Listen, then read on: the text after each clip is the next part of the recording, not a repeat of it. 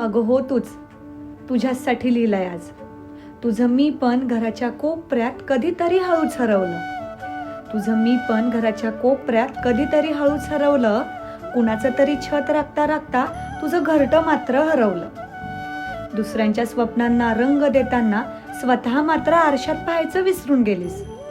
दुसऱ्यांच्या स्वप्नांना रंग देताना स्वतः मात्र आरशात पाहायचं विसरून गेलीस. कधी आई, कधी प्रेमिका, कधी बहीण, कधी लेक या भूमिकेच्या गर्दीत तू मात्र स्वतःलाच हरवलीस.